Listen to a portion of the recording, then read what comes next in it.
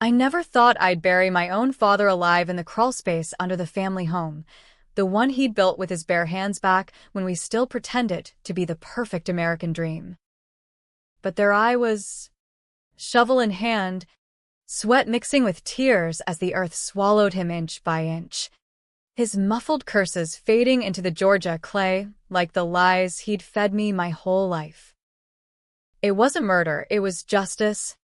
Or so I told myself.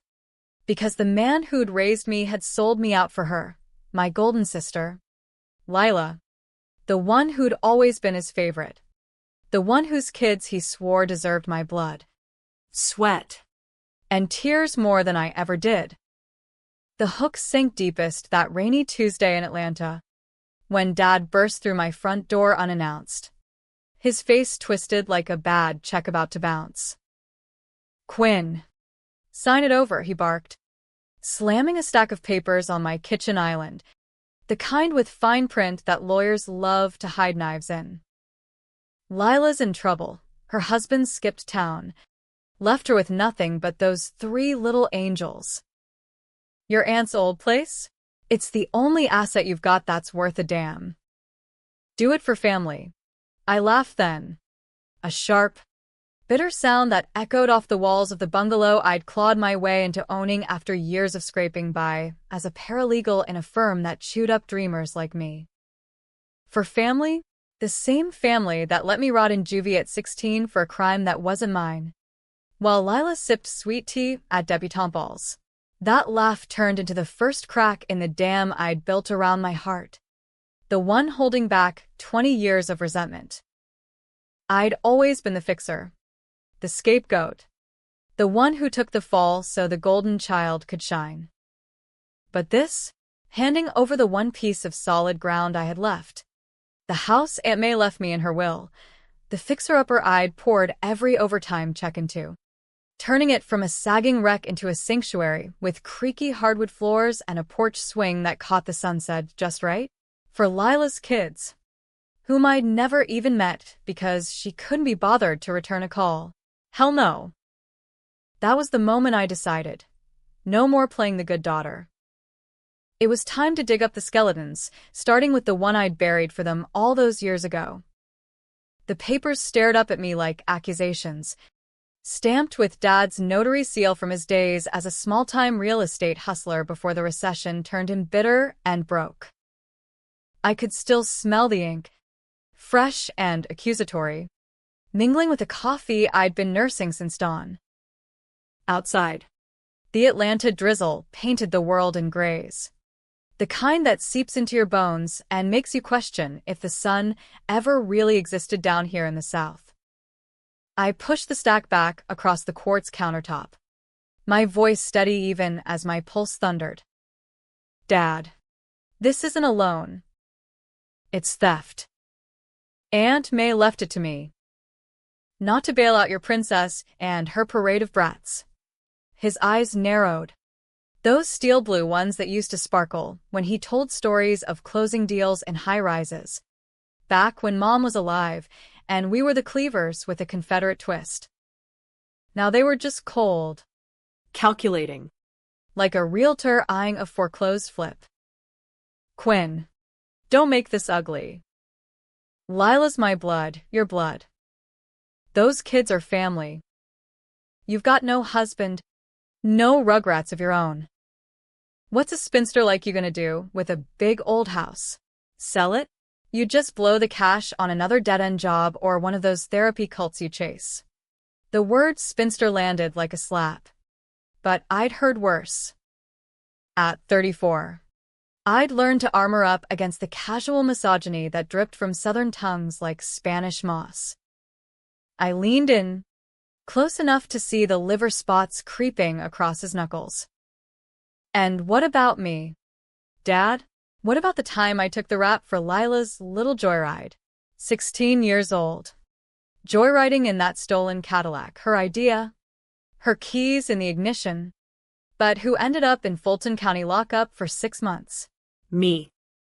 Because you said it'd teach me responsibility. Because the judge was a buddy of yours from the Rotary Club, And Lila had a pageant the next weekend she couldn't miss. His face flickered. Guilt? Nah. More like annoyance at being reminded of old debts. That was ancient history. Girl. Water under the bridge. Bridge I built with my bare hands, I shot back. While you and Lila toasted her crown with champagne I couldn't afford. The silence stretched, thick as the humidity outside, until he snatched the papers and stormed out, muttering about ungrateful daughters and how he'd make me regret it. I watched his truck peel out, splashing puddles like punctuation on a bad sentence. That night, I couldn't sleep. The house creaked around me, whispering secrets Aunt May had embedded in the walls, her diaries hidden in the attic, chronicling the family fractures I'd only glimpsed as a kid. By morning, I'd made my call. If he wanted war over this roof, I'd give him one. But not with lawyers or tears, with truth. The kind that shatters empires built on lies. It started small, the way revenge always does in these parts. A whisper here, a leaked email there. I dusted off my old paralegal contacts, the ones who'd taught me how to unearth dirt without getting your hands filthy. Dad's real estate side hustle? Turns out it wasn't as clean as his Sunday sermons. Back in '08, when the housing bubble burst, he'd flipped a dozen foreclosures in East Atlanta, fudging appraisals to squeeze desperate families out of their homes. One widow, Mrs. Hargrove, had lost everything: kids in foster care, herself on the streets, because Dad's creative accounting convinced the bank it was a steal. I'd known her vaguely from church potlucks. She used to slip me extra cornbread when Mom was too sick to notice. I started with an anonymous tip to the AJC's investigative desk, attaching scans of the falsified docs I'd borrowed from his unlocked office safe during a family visit last Christmas. The story broke midweek. Atlanta realtor accused of predatory practices in subprime scandal echo. Dad's phone blew up, clients pulling out, his license under review. Lila called me that afternoon, her voice all honey and venom over the line. Quinn. What the hell? Daddy's having a stroke, figuratively. Thank God, but this? You're killing him. For what? Spite. Spite. I echoed, pacing my kitchen, the same one where I'd bandaged her scraped knees as kids. Lila, you waltzed through life on his dime, pageants, that failed art degree from SCAD, marrying that sleazeball banker who vanished with your savings. And now you want my house? For your little angels? Tell me. Cease. How's that private school tuition looking these days without Daddy's slush fund? She gasped, the sound theatrical, like she'd practiced it in front of a mirror. You jealous bitch. Always have been. Daddy says you're barren anyway. Why fight for something you'll never fill with love? Her words clawed deep, reopening scars I thought I'd cauterized. Barren. The word hung there, a ghost of the miscarriage I'd suffered at 25, alone in a clinic because no one in this family could handle inconvenient grief. I'd buried that too, just like everything else. But Lila? She didn't stop. Sign the papers. Quinn. Or I'll make sure everyone knows what a fraud you are. That jivvy stint? I can spin it, say you were the ringleader. Not me. Dad'll back me. He always does. The line went dead before I could respond, but her threat lit the fuse. Fraud? Oh. Honey, you have no idea. That night, I cracked open Aunt May's diaries, the leather-bound confessions she'd left like breadcrumbs for the black sheep. Page after page detailed the rot at our core. Dad's affair with Lila's piano teacher that broke Mom's spirit long before cancer did. Lila's shoplifting sprees covered up with loans from the petty cash at Dad's office. And the big one, the hit and run in '99, when Dad, drunk after a lost deal, plowed into a pedestrian on Peachtree Street. The man died, but Dad walked because Aunt May, God rest her, had pulled strings with her judge uncle to bury the evidence. And who'd taken the wheel in the family story? Me. The 9-year-old eyewitness coached to lie, saying it was a ghost driver. I'd carried that guilt like a millstone, whispering confessions to empty confessionals, while they toasted Thanksgivings without a backward glance. By dawn, I had a plan. Not just exposure, leverage.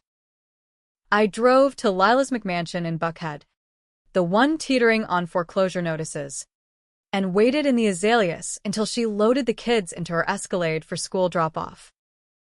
The oldest, a snot-nosed 10-year-old named Preston, after Dad, naturally spotted me first. "Aunt Quinn, Mommy said you're the mean one." I forced a smile, handing him a juice box from my glove box. "Tell your mom I want to talk about the house and the truth." She pulled over 2 blocks later, screeching tires on the manicured curb, her Botox-frozen face a mask of fury. "What is this? An ambush? Get in the car if you want to play games." The kids chattered in the back, oblivious, as we sped to a Starbucks drive-thru, neutral ground, she thought. Neutral my ass. Over lukewarm lattes in the parking lot, I slid a manila envelope across the console, photocopies of the hit-and-run report, Dad's blood alcohol logs from the ER that night, Aunt May's notarized affidavit swearing she'd hushed it all. "Your move, golden girl. Sign off on the house, or this goes to the DA. And while we're at it, how about you confess to that little embezzlement from Daddy's firm? The $50,000 for your art supplies that vanished into Botox and Birkins." Lila's manicure dug into her cup, crumpling it like tissue. "You wouldn't. We're sisters." "Sisters?" I leaned in, voice low so the kids wouldn't hear. "Sisters don't let each other rot. You knew about the crash, hell. You were in the car, singing along to Shania Twain while Dad swerved. And when I took the fall for your thefts, you laughed about it at my arraignment." Her eyes darted to the rear view, where Preston was dismantling a toy truck with gleeful destruction. "For them," she whispered, nodding back. "Everything's for the kids. You get that, right? A woman alone. It's different." Different. The word twisted like kudzu in my gut. I'd built my life on different nights studying law books by flashlight in juvie, days grinding in courtrooms where men like Dad treated me like an intern with opinions. But her plea? It almost worked. Almost. Until she added, "Dad says you're doing this because you're broken. No man wants a woman who's damaged goods. Give up the house. And maybe he'll set you up with that golf buddy of his. Start fresh." I snatched the envelope back, coffee spilling like blood across the dash. "Tell Dad the next deliveries to the Atlanta Journal-Constitution." With photos. Driving away, her screams fading in my mirrors, I felt the first real thrill of the fight, the dark, electric hum of a woman unchained. But revenge, I was learning, is a two-way street in Dixie. And Lila? She drove a tank. The backlash hit like a summer squall. Dad's lawyer, a slick Alpharetta suit named Harlan who'd golfed with him at East Lake, filed an injunction against me for defamation and elder abuse, claiming my harassment was stressing Dad into heart issues. The local news ate it up. Daughter blackmails ailing father over inheritance in shocking family feud. Neighbors I'd waved to for years now crossed the street, whispering about the crazy cat lady who'd turned on her own blood. Lila played the victim card masterfully, posting tear-streaked selfies on her Insta, family first blessed but broken, with captions about forgiving the unforgivable for the sake of the children. Her followers, a horde of yoga moms and real estate Karens, piled on, praying for healing. Ungrateful much? I hunkered down in my bungalow, blinds drawn, scrolling through the hate like a masochist at a buffet. But isolation breeds clarity, and mine sharpened into a blade. Aunt May's diaries weren't just tea. They were dynamite. Buried in the margins were notes on Dad's side investments, kickbacks from a shady developer who'd turned public green space into strip malls, displacing half of Vine City. One envelope, taped inside the back cover, held originals, bank transfers, emails with code words like Southern Hospitality Fee, enough to trigger an IRS audit, maybe even RICO charges if the feds sniffed collusion. I met my ally that week, a ghost from juvie named Tasha, now a PI with a grudge against entitled whites as deep as the Chattahoochee. We'd bonded over contraband candy bars and dreams of law degrees neither of us could afford. Quinn. Girl. You sure you want to torch the whole damn plantation? She asked over cheap Merlot at a dive bar off Ponce de Leon, neon buzzing like angry hornets. Her locks swung as she leaned in, eyes sharp. This ain't just payback. It's scorched earth. Earth that's been scorched on me long enough, I replied, clinking glasses. Tasha nodded, pulling up her laptop to trace Lila's digital footprints. Turns out, Golden Girl's art career was a front for an OnlyFans side hustle, nothing illegal. But the church ladies would crucify her. And the kids' private school? Funded by a GoFundMe she'd run for medical bills that didn't exist. Leverage, Tasha grinned. We leak selective. Make M dance. The dance began at family court, where Dad's injunction hearing turned circus. Harlan droned on about my instability, flashing psych evals he'd bullied out of my old therapist, confidential my ass. I sat stone-faced in the gallery, until my turn came. Rising slow, like a storm cloud over Stone Mountain, I addressed the judge, a no-nonsense black woman named Rivera who'd seen every flavor of Southern dysfunction. Your Honor, this isn't about a house. It's about theft, of truth, of time, of a girl's future. I laid it out clean, the juvie frame, the crash cover-up, the predatory flips. Not all the cards, just enough to make Harlan sweat. The judge's gavel cracked like thunder. Injunction denied. And Mr. Harlan, if I find one whiff of ethics violation in those records, you'll be disbarred by lunch. Dad slumped in his wheelchair for sympathy points, locked eyes with me across the room. Hatred? Fear? Both. Lila, in the back row, clutched her pearls, literal ones. Heirlooms from Mom, like they'd save her. That night, the real storm broke. Dad showed up at my door past midnight, rain-soaked and reeking of bourbon, pounding like the devil himself. You bitch, he slurred, shoving past me into the foyer. Ruining everything. Lila's hysterical, says you're gonna take the kids next. What kind of monster are you? I barred the door, heart hammering but voice ice. Monster? Look in the mirror. Old man. You created this. The crash. The lies. Pushing me out so she could play queen. And now the house? It's mine. End of story. He lunged then, not violent, but desperate, grabbing my arms with hands that trembled from age or rage. I did it for us. The deals. The cover-ups. It was survival. Your mother. She was weak. Needed protecting. And you? You were always too soft. Lila's fire. But those kids. They're innocent. Give her the house. Quinn. Be the better one. His breath hot on my face. Eyes pleading in a way I'd never seen. For a heartbeat, I wavered, the little girl in me wanting Daddy's approval. The weight of blood thicker than bourbon.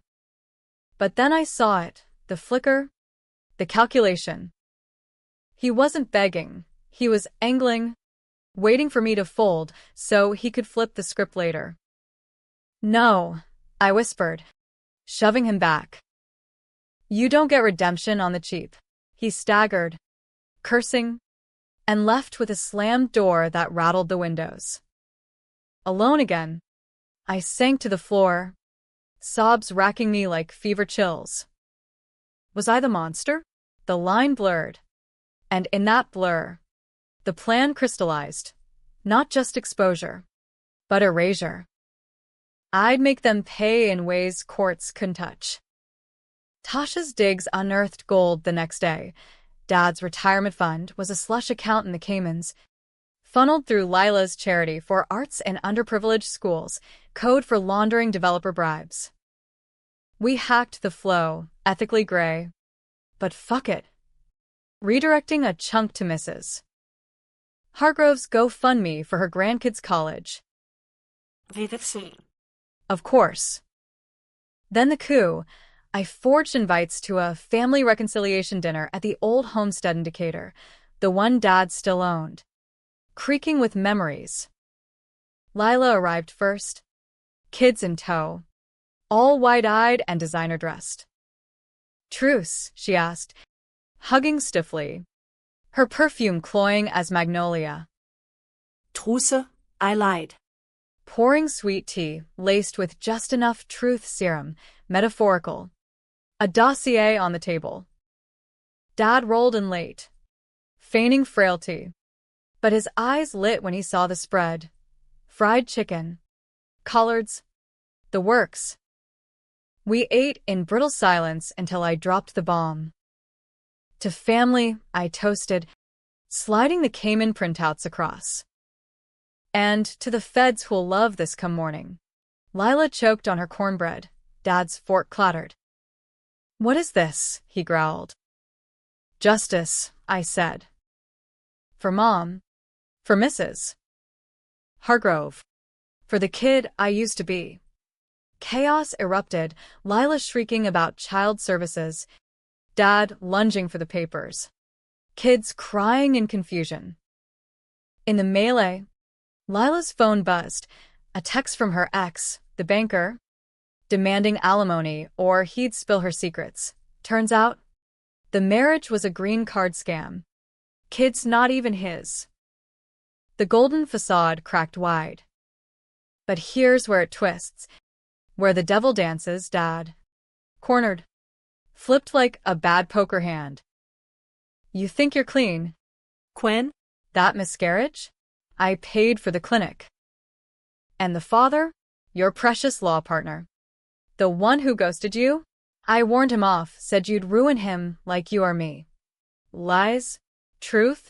His grin said it all. He'd plant the seed. Watch it poison me. Lila, sensing the shift, joined in. Yeah. And those therapy notes? Daddy didn't steal 'em, I did. To protect the family from your crazy. The room spun. Accusations flying like buckshot. I grabbed the nearest thing, a cast-iron skillet from the sideboard, and swung wild. Not to hit, but to shatter the illusion. It clipped the table, sending plates flying, food splattering like abstract art of our ruin. The kids screamed. I froze. Skillet heavy in my hand. Monster? Or mirror? In that split second, I saw it. We were all golden children once, tarnished by the same flawed forge. Sirens wailed distant. Neighbor called the cops. No doubt. Dad laughed. Manic. As I bolted for the door. Run. Quinn. But you can't outrun blood. I didn't run far, just to the crawl space under the old house. The one where we'd hidden as kids during storms. There, in the damp dark, I waited. He followed, of course, stubborn to the end, ranting about betrayal as he descended the ladder for one last talk. I sealed the hatch with the skillet's weight, dirt piling on like forgiveness denied. His pounding faded, my tears didn't. Was it murder? Entrapment? Self-preservation? The papers called it a tragic accident, heat stroke and confinement. They said. Lila got the house, irony's kiss, but the scandals broke her. Divorce. Custody loss. Only fans exposed. She calls sometimes. Voice hollow. We were wrong. Come see the kids. I hang up, staring at my bungalow's deed. Safe now. But in quiet nights, I hear him scratching from below, whispering monster. And I wonder, who won? Who lost? In America's fractured families, maybe there's no difference. The aftermath clung like Spanish moss after a hurricane. Damp. Heavy. Impossible to shake. 2 weeks after the crawlspace accident, I sat in Tasha's cramped office off Auburn Avenue, sifting through the wreckage of what used to be my life. The news cycle had moved on from realtor patriarch's mysterious demise to the next juicy scandal, a politician's sex or some influencer's meltdown, but the ripples? They lapped at my doorstep daily. Reporters lurked in my azaleas. Their notepads like vultures' beaks. Old friends from the firm sent LinkedIn blocks instead of condolences. And Lila? Radio silence. Save for a single certified letter. For the kids' sake. Stay away. We're healing. Healing. The word mocked me as I traced the scar on my palm from that skillet swing, a crescent moon of regret. Tasha poured me a finger of bourbon, her desk lamp casting shadows that danced like accusations. You did what you had to. Quinn. Man's own lies buried him, but her eyes said different. Was it worth the grave you dug in your soul? I nodded anyway, because admitting doubt was a luxury I couldn't afford. Not when the IRS had frozen Dad's accounts. Lila's McMansion was in auction, and my inbox brimmed with subpoenas from Harlan's vulture firm, sniffing for wrongful death suits. Next move? Tasha asked, cracking her knuckles like a safecracker. I pulled out Aunt May's final diary entry, the one I'd overlooked in the frenzy, a yellowed page detailing Dad's insurance policy, a safety deposit box in Midtown with duplicates of every dirty deal, plus a letter to me. Find it, I said. Before Lila does. She'll burn it all to save her skin. Tasha grinned, already dialing her locksmith contact. On it, sister. But you? Lay low. Go to the lake house or something. Clear your head. The lake house. Aunt May's other bequest, a ramshackle cabin on Lake Lanier, where waters ran deep with drowned sins and urban legends. I'd avoided it since her passing, the place too haunted by Mom's laughter echoing off the pines. But Tasha was right.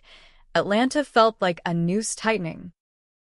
I packed a duffel, jeans, a .38 I'd bought post-juvenile paranoia, May's diaries, and hit the 400 North, windows down, letting the wind whip away the city's smog. The drive blurred into therapy, Waffle House pit stops, classic rock on the radio crooning about bad breaks and better tomorrows. By dusk, the cabin emerged from the mist, sagging porch and all, fireflies winking like conspirators. Inside smelled of pine and neglect, dust motes swirling in the slanting light. I lit a fire in the stone hearth, cracked a beer, and spread the diaries like a tarot spread. Page 147, Dad's affair. Confirmed with Polaroids, him and MS. Hargrove's piano teacher, tangled in the very motel where he'd later forge her widow's eviction. Page 203. Lila's first theft. Not shoplifting trinkets, but siphoning mom's pain meds during chemo, selling them to high school dealers for pageant cash. And the crash? May's affidavit wasn't just hush money, it was extortion. Dad had blackmailed the victim's family into silence with threats of deportation for their immigrant status. Each revelation carved deeper, turning grief to grit. I wasn't just avenging, I was exhuming the corpse of a family I'd mythologized. Sleep came fitful. Dreams of Dad's fists on the hatch. Lila's children's faces morphing into mine at 9. Lying for love. Morning brought clarity. Call Harlan. Bluff him out. Mister. Suit, I said when he picked up. Voice syrup sweet. Heard you're circling. But before you file, ask Lila about the Caymans. Or better, the green card hubby. I got copies, yours for a price. Drop the suits. And the box stays buried. Silence. Then his baritone chuckle. Oily as Crisco. Miss Quinn. Threats? From a woman with dirt under her nails? But I heard the hitch, the bluff called. Not a threat. A trade. Meet me at the cabin tomorrow. Noon. Come alone. He agreed. Too quick. I smelled setup. Tasha texted confirmation. Lila's Escalade spotted heading north on 985. Backup it was. Noon sharp. Harlan's Beamer crunched gravel. But he wasn't alone. Lila in the passenger seat. Designer sunglasses hiding red-rimmed eyes. A manila folder in her lap like a shield. No kids, smart. I met them on the porch. Shotgun casual across my lap, not loaded. But the prop worked wonders in these parts. Welcome to Truth or Dare, I drawled, gesturing to the rockers. Harlan sneered. All pinstripes and pomade. Lila just stared, lips trembling. Quinn. The kids ask about you. Preston drew a picture, your house with all of us inside. The barb landed soft. Insidious. I swallowed, motioning them in. Over lukewarm coffee at the scarred oak table. We laid cards. Harlan's folder held my rap sheet. Juvenile records expunged but refreshed. Therapy notes twisted to paint me unstable. Mens rea for patricide, he intoned, like a televangelist. Lila nodded, voice cracking. We just want peace. The house, sell it, split the money.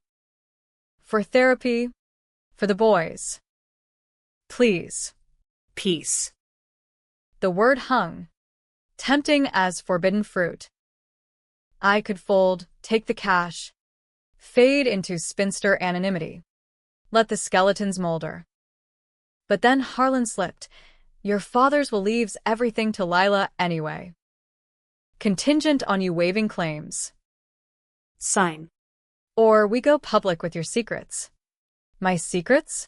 The miscarriage. The gun. The whispers of therapy cults. Dad's final flip. From the grave. Rage boiled slow. Southern style. I slid my own folder across May's letter. The box key taped inside. Read it. Aloud. Lila's hands shook as she unfolded. Aunt May's scrawl. Forgiving but fierce. Quinn. My lamb, they broke you to build her. But the key unlocks more than files. It's to the truth. Forgive if you can. Fight if you must. The dead don't judge. Attached, affidavits naming Lila as accomplice in the crash. Her signature on the blackmail note. Harlan paled. Lila wept. Real tears this time. I was scared, she sobbed. Daddy said it'd ruin us all. I was just a kid too. Kid, I echoed. Voice steel. You were 18. Old enough to choose. And now? You're choosing again, him over me. I nodded at Harlan, who shifted uncomfortably. Twist, ta chaise texte buzzed, co en route. Tipped by an anonymous concerned citizen about a disturbance. Harlan's doing. No doubt. Time's up, I said. Standing. Take the key. Burn it. But touch my house. And the box goes to Rivera. They bolted. Gravel flying. Leaving the folder behind. Victory? Pyrrhic at best. That night, storm winds howled off the lake, waves slapping like judgment. I burned the letters in the hearth, ashes swirling up the chimney like released sins. But sleep evaded, ghosts crowded the cabin, Mom's frail form by the window, Dad's shadow in the hall, Lila's laughter from summers past. Was I freeing us? Or chaining us tighter? Dawn brought Tasha, her truck rumbling like salvation. Box secured, she announced, dumping safety deposit contents on the table, ledgers, tapes, a locket with Mom's photo inside. And Lila? She's talking to a lawyer. Divorce kind, not criminal. Says the hubby's back. Threatening exposure. Schadenfreude soured quick, those kids. Pawns in our war. What now? Tasha asked. Now? I testify. The DA's office had called, Rivera's doing, offering immunity for the crash details. In exchange, full disclosure. I drove back to Atlanta that afternoon. The .38 traded for resolve. The interview room was sterile. Fluorescent hum underscoring my confession. The lie at 9. The cover at 16. The accident that wasn't. The ADA. A young guy with earnest eyes. Leaned in. Why now? Ellis. Because blood's not thicker than truth, I replied. And I've drowned in enough lies. He nodded. Filing notes. Outside. Paparazzi flashed. Inside. A weight lifted. Featherlight. But Lila waited in the hall. Alone. Makeup smudged. I signed it over, she whispered. Thrusting papers, the house deed, relinquished. For real this time. And I'm sorry. For everything. Her hug was desperate. Sibling scent of vanilla and regret. I stiffened, then softened, just a fraction. Go fix your life. Lila. For them. She left. I stood. Papers in hand. Free but fractured. The drive home blurred tears with triumph. Sanctuary waited. Porch swing swaying in the breeze. But as I unlocked the door, a chill settled. Dad's ghost. Or mine. Revenge won the battle. But the war? It echoed in empty rooms. A debate without end. Months blurred into a fragile normalcy. The kind stitched from scar tissue and spite. The bungalow stood sentinel. Its walls absorbing the silence I'd craved. No Dad's bellows. No Lila's performative calls. Just the hum of the AC and the distant wail of MARTA trains. Work trickled back. Freelance paralegal gigs for underdogs. The irony not lost on me. Tasha became family in truth. Crashing movie nights with bootleg rom-coms and barbecue hauls from Pascal's. You're Phoenix. Quinn, she'd say. Clinking bottles. Burned the nest. Built a better one. But phoenixes itch under new feathers. Nightmares persisted. Dad's nails scraping wood. Lila's kids' faces dissolving into accusations. And the mail? A Pandora's box of its own. Harlan's settlement offers. Veiled threats disguised as mediation. IRS forms demanding Dad's estate, taxes I'd never see, even a card from Mrs. Hargrove. Scrawled thanks for the anonymous windfall. Her grandbaby's photo beaming. Guilt and grace. Tangled like kudzu. The real unraveling started with a knock at dawn, FBI. Badges gleaming like bad omens. Agent Ruiz, a compact Latina with cop eyes that saw through bullshit, handed me a warrant. MS. Ellis, we need your statement on the Lanier developments. Your father's associates are singing the box. Of course. Dad's bribes had tentacles into City Hall, greenlighting toxic dumps disguised as parks. My testimony cracked it wide. Developers indicted. Councilman resigning in disgrace. Ruiz nodded approval post-depo. Brave. Costly, but brave. Costly. Understatement of the year. Lila resurfaced that week, uninvited, on my porch with a cooler of lukewarm PBR and a plea. Talk. Her hair was limp, Roots showing. yoga pants threadbare. No makeup armor, just raw, raccoon-eyed exhaustion. We sat on the swing, chains creaking like confessions. Hubby's gone for good, she admitted, popping a tab. Took the savings, left me with debts and doubts. The boys. CPS is sniffing cause of the crash story. You were right, I chose wrong. Every time. Her vulnerability disarmed. A crack in the golden veneer. Why now? I asked, sipping slow. She shrugged, tears tracking mascara-free cheeks. Therapy. Court-mandated. Post-scandal. Turns out, enablers need mirrors too. And Dad. God. Quinn. The crawl space? I knew he was unhinged. Pushing you like that. But I egged him on, said you'd cave. Like always. Pause. Heavy. I'm selling the McMansion. Starting over in Decatur. Closer to real schools. But the kids. They miss you.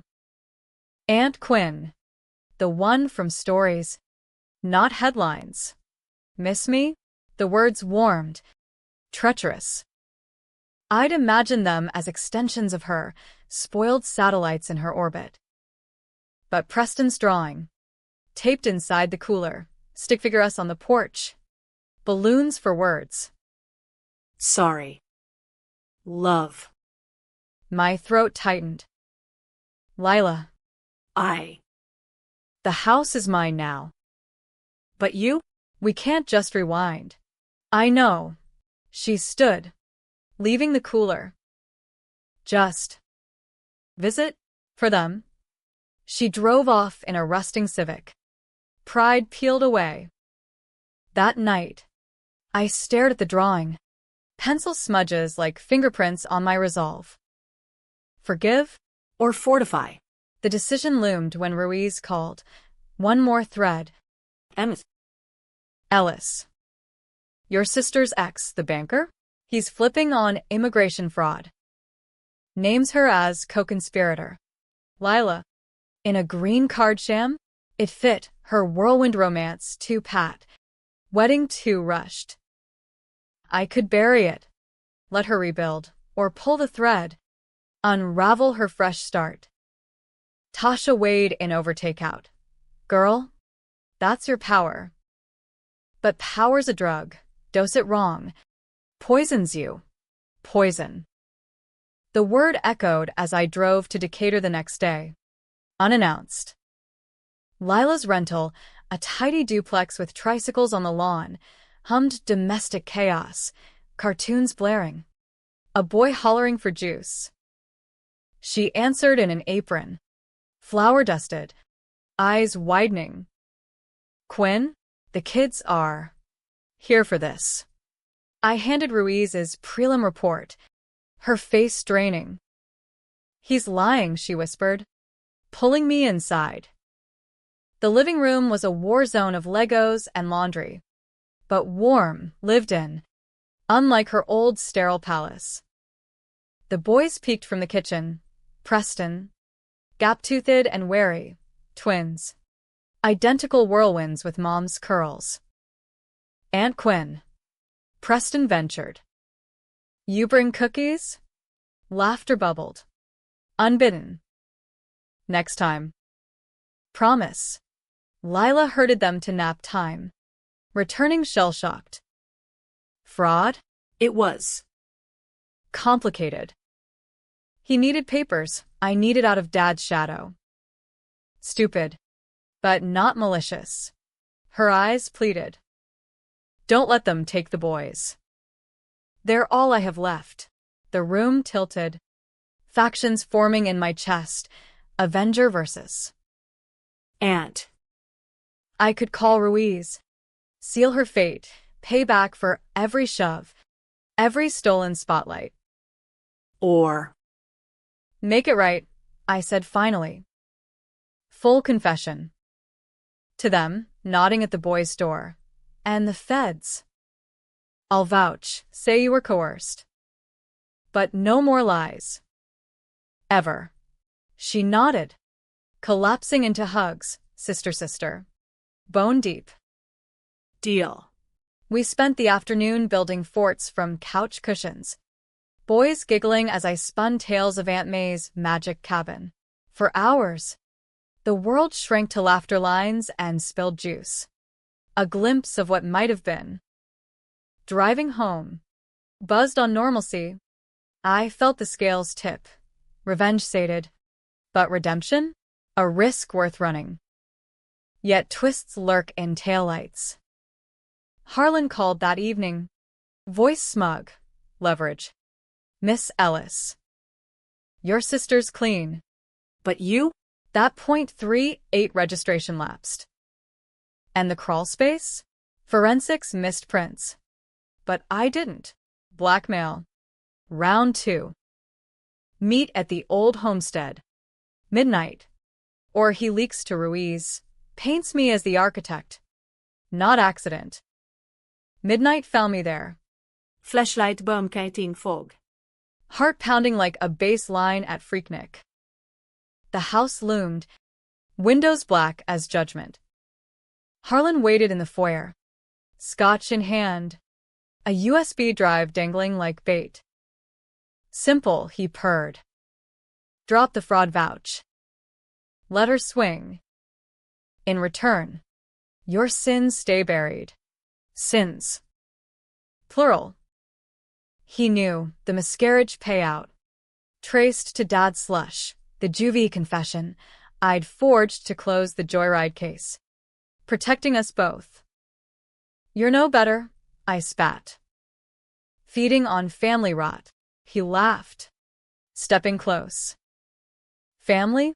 This is business. Sign the NDA. Walk away rich. Rich. The word dangled. Tempting. Enough for a down payment on peace. Therapy for real. But as thunder rumbled, I saw Dad's ghost in the chandelier's glint. Flip it. Girl. No. I snatched the drive, smashing it under heel. Tell your story. Harlan. But mine? It ends with you exposed. Back up, Tasha. Parked out back. Recording every word via hidden mic. He lunged, real this time. Hands clawing for my throat. Struggle eternal, skirt hiked. Nails raking. The .38 forgotten in my purse. I need hard. Ancient self-defense from juvie drills, he crumpled. Gasping. Sirens, mine. Tipped to Ruiz. As cuffs clicked, Harlan wheezed. You'll regret. The boys. They'll know. Know what? Monster ant? Or survivor? The debate raged as I gave statements. Fog lifting to dawn. Lila texted. Thanks. Vouched. Clean slate. But the boys' faces haunted, innocence in our crossfire. Worth it? The jury me. Still out. The trial season descended like fall leaves on Forsyth, colorful, fleeting, burying everything in layers of legal litter.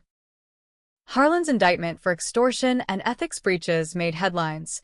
Family feud fiend faces felony. He lawyered up with Atlanta's best. But Tasha's tape was Teflon, irrefutable. His smug baritone damning him deeper than any crawl space. Lila's fraud case resolved quiet, deferred prosecution. Community service at a women's shelter. Her green card hubby deported with a plea deal that left her unscathed but soul-scoured. Grateful, she texted, with a photo. The boys at a pumpkin patch. Grins gummy as pie. Grateful. I pinned the pic to my fridge. Next to Preston's drawing, a totem against the chill creeping back. Sanctuary held. But cracks spiderwebbed, sleep fractured by what-ifs. Work gigs drying as whispers of that Ellis girl tainted client trust. Ruiz became an unlikely anchor. Coffee meetups at Fox Brothers, where she'd probe gentle. Closure. MS. Ellis? Or just another chapter? Closure? A myth for Hallmark cards. But her stories, her own family rifts mended messy, chipped at my walls. You're not alone, she'd say. Revenge is a solo sport. Healing's a team. Healing. I tested it slow. Therapy. Not cults, but a no-frills shrink in Midtown who called bullshit on my armor. Quinn. The house isn't just bricks. It's your line in the sand. Guard it. But don't bunker in.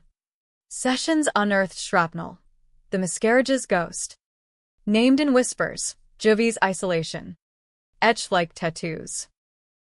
And Dad? We role-played his phantom pleas.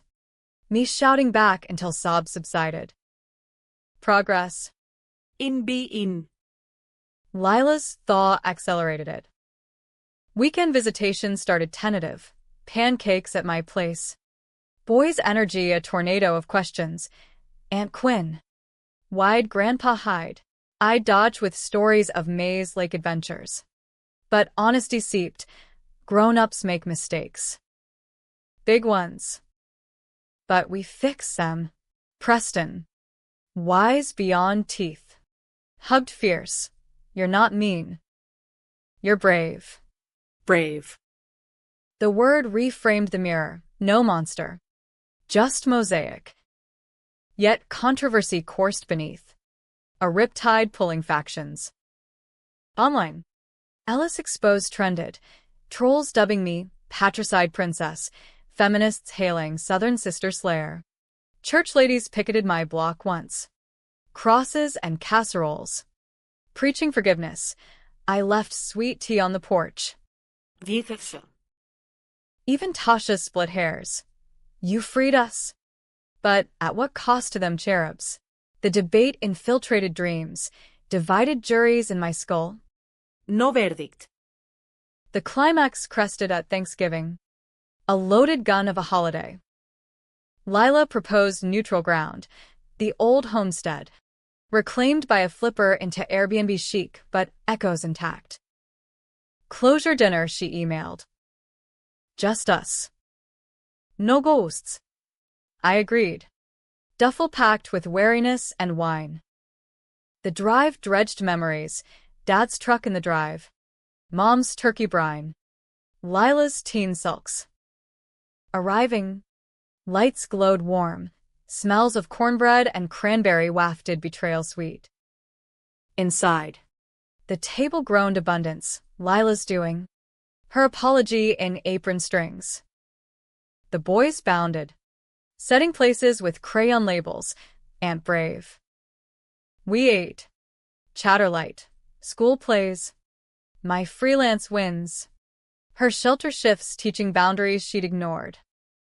Laughter flowed freer than the Merlot. Toasts to May's spirit. But undercurrents swirled. Lila's glances loaded, like unsaid grenades. Dessert brought detonation.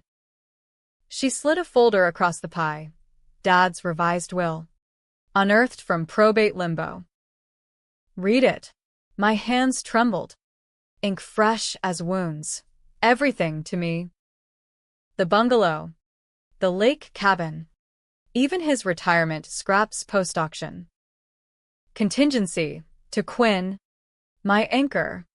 Forbearing what I could not. Forgive the wait. Forged? No. Witnessed by May. Pre-cancer. His final flip, not manipulation, but amends. Hidden till death cleared the board. Shock rippled, tears pricked. Why now? I whispered. Lila's smile wry. Found it cleaning. He knew. Quinn. The crash. The pushes he regretted. But pride's a hell of a drug. Said you deserved the empire he built on your back. The boys. Sensing shift. Piled hugs. We love the house. With the swing. Empire? Illusion. But there's ours solid now. Outside. Under harvest moon. Lila and I rocked on the porch. Boys asleep in the car. Twist. Hush, she murmured. No one's villain. Or all are. Debate sparked. Was his gift absolution? Or last con, did I win revenge? Or just inherit chains? We laughed. Dark and deep. No answers but alliance. Driving home. Folder on passenger seat. I felt the scales balance, not even, but equitable.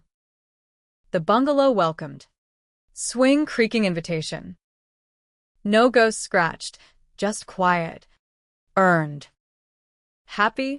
Tragic? Both. In America's grand, flawed narrative. I poured a nightcap, toasting shadows, to lines in the sand. And crossing them back, the ending? Open. Like the South's endless roads, yours to debate. As mine fades to fireflies.